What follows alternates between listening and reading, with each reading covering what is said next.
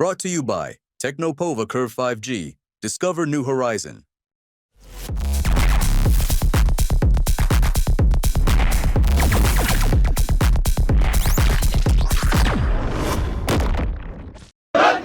RPSC भंग करो भजनलाल सरकार होश में आओ नौजवानों को न्याय दो।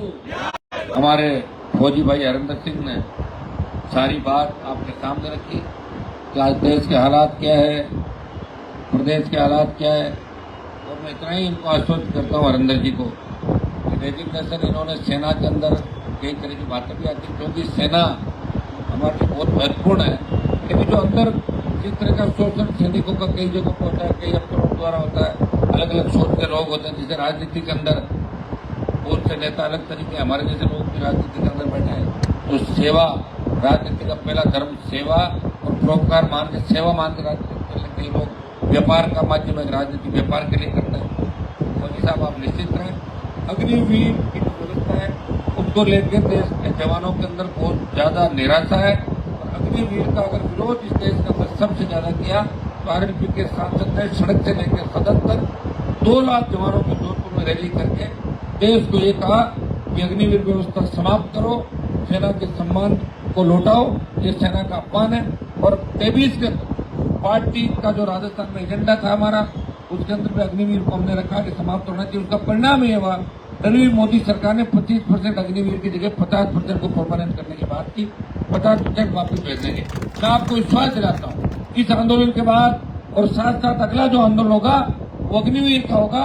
राजधानी दिल्ली को घेरेंगे, प्रधानमंत्री के आवास को घेरेंगे, गृह मंत्री से बात करेंगे। मैं जब अग्निवीर का आंदोलन चल रहा था उस समय राजनाथ सिंह जी के पास भी एक डेलीगेशन को, जो पुरानी जितनी भी रैलियां हुई उसमें भर्ती और शेष जो लोग थे उनको छोड़ दिया, जिस तरह उनका जीवन अंधकार में हो गया, वो अवरेज हो गए, उनको लेकर मैंने देश के रक्षा मंत्री से आधा घंटा मीटिंग कराई थी। मिल लेता हूँ दिल्ली के अंदर, एक साथ पहला डेलीगेशन होगा तो पूरा मेरे साथ गया, 50 से ज्यादा तादाद के अंदर।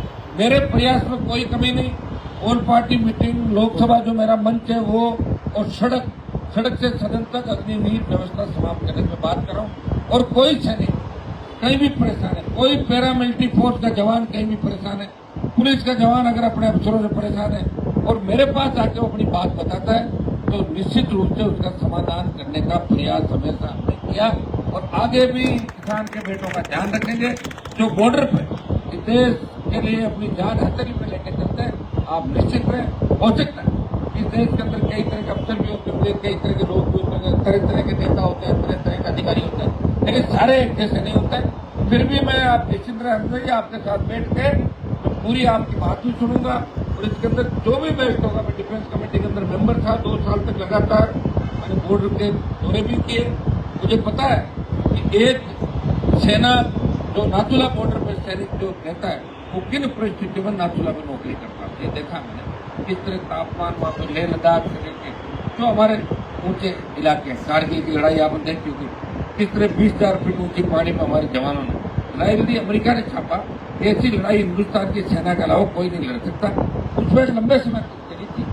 कारगिल विजय अपन मना रहे हैं, लेकिन कारगिल विजय कोई अपनी बहुत बड़ी जीत नहीं थी। अपन ने 2 साल तक ध्यान नहीं रखा, आईबी का फेल्योर था और हमने हमारी जमीन को छुड़ाया घुसपैठियों से। कोई जमीन पर कब्जा नहीं किया था दूसरा। चीन जमीन कश्मीर के अंदर है। प्रधानमंत्री जी को चाहिए था कि ऑपरेशन सिंदूर के अंदर इनको तहस नहस कर देते और पीओके पे कब्जा करते। देश का प्रत्येक नागरिक चाह रहा था।